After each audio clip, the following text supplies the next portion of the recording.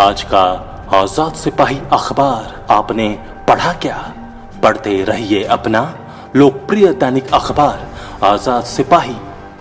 नमस्कार, आजाद सिपाही के प्राइम बुलेटिन में आपका स्वागत है। मैं हूं मनीष सिंह। आज की प्राइम की खबरें कुछ इस प्रकार हैं। युवा नेताओं के आने से मजबूत हो रही आजसू।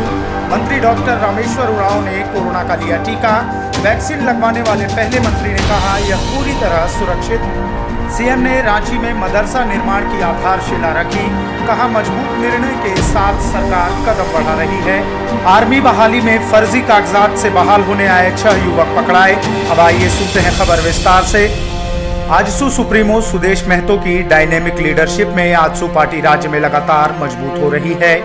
युवा और संघर्षशील नेताओं के पार्टी से जुड़ने से न सिर्फ पार्टी के जनाधार का विस्तार हो रहा है, बल्कि उससे नई ऊर्जा मिल रही है। हाल के दिनों में पार्टी में संतोष सोनी, विजेता वर्मा और झामुमो नेता विजय गांगुली के साथ एमबीए पास आउट युवाओं की आमद हुई है।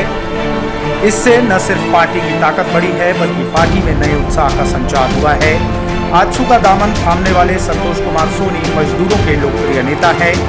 राष्ट्रीय खाद्य आपूर्ति मजदूर संघ के प्रदेश अध्यक्ष संतोष सोनी कांग्रेस ओबीसी विभाग के राष्ट्रीय महासचिव भी रहे हैं। इसी तरह 10 मार्च को आजसू का दामन थामने वाली विजेता वर्मा करणी सेना की राष्ट्रीय उपाध्यक्ष और युवा सहयोग समिति की प्रदेश अध्यक्ष भी हैं। वे डाल्टनगंज विधानसभा की पूर्व प्रत्याशी रही हैं।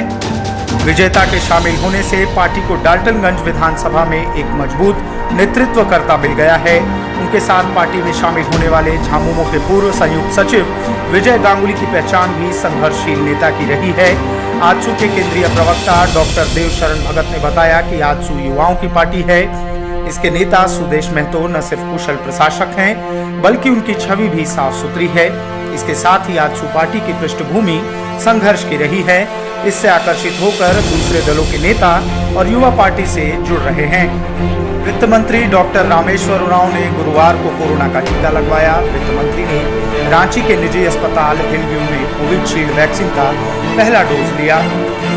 सिस्टर नीली रोज बरवा और सिस्टर निभा रानी ने इंजेक्शन लगाया। वहीं हॉस्पिटल एडमिनिस्ट्रेटर संगीता राय ने पूरी प्रक्रिया का संचालन किया।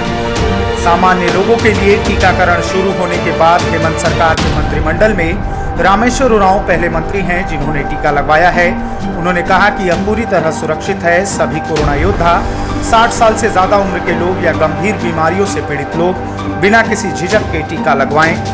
टीका लेने के बाद कुछ देर के लिए अस्पताल में उन्हें ऑब्जर्वेशन के लिए रखा गया। उन्होंने कहा कि भारत में निर्मित कोरोना वैक्सीन पूरी तरह सुरक्षित है। उन्होंने कहा कि सरकार राज्य के हर नागरिकों के स्वास्थ्य को लेकर चिंतित है। अभी केंद्र सरकार की गाइडलाइन के अनुसार कोरोना योद्धाओं और अधिक उम्र के नागरिकों और बीमारी से ग्रसित लोगों को टीका दिया जा रहा है।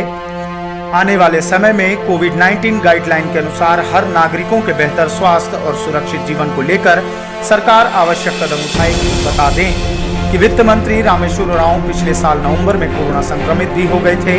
उस दौरान उन्हें मेडिका में एडमिट कराया गया था। मुख्यमंत्री हेमंत सोरेन ने कांटा टोली के कुरैशी मोहल्ला स्थित इदरिश कॉलोनी में अल कुरैशी तालीमी मिशन स्कूल और मदरसा निर्माण की आधारशिला रखी। इस अवसर पर मुख्यमंत्री ने कहा कि ऐसा मदरसा का मॉडल पहले नहीं देखा है। यह निश्चित रूप से झारखंड के लिए आदर्श के रूप में स्थापित हो। यह प्रयास होना चाहिए। मुख्यमंत्री ने कहा कि बड़ी जिम्मेदारी के साथ मुझे मजबूती के साथ खड़ा रहना पड़ता है। मेरा मानना है कि काम नहीं रुके, यह मेरी प्राथमिकता है। वैश्विक महामारी का खतरा टला नहीं है। हमें सचेत रहकर काम करना है। राज्यवासियों के सहयोग से कोरोना काल में झारखंड ऐसा प्रदेश रहा जहां किसी तरह की अफरा तफरी नहीं मची। आज मजबूत निर्णय के साथ सरकार अपना कदम बढ़ा रही है।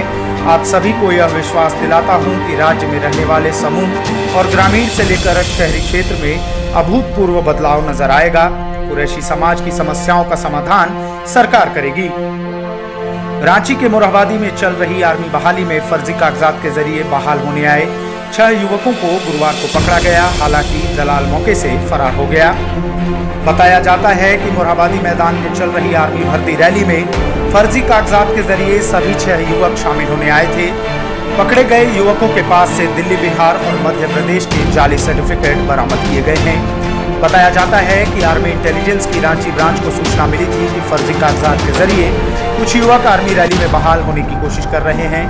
इस सूचना पर इंटेलिजेंस की टीम ने सभी युवकों को पकड़ा। युवकों को बिहार और मध्य प्रदेश के दलालों ने फर्जी कागजात मुहैया कराते हुए आर्मी में बहाली का झांसा दिया था। इसके बदले में दलाल इन युवकों से मोटी रकम की वसूली भी कर रहे थे। सभी युवकों से पूछताछ की जा रही है। सभी को लालपुर थाने की पुलिस को सौंपा गया। अभ्यर्थियों ने बताया कि सभी दलालों के झांसे में आकर बहाल होने के लिए सर्टिफिकेट के एवज में 5 से 10 हजार तक दे दिए थे। नौकरी लगने के बाद लाखों रुपए देने की बात हुई थी। उनका certificate board of higher secondary education Delhi और श्री नारायणपुर मथुरापुर बिहार से बनाया गया था। आज के प्राइम में बस इतना ही। आगे की न्यूज अपडेट्स जानने के लिए देखते रहिए आजाद सिपाही।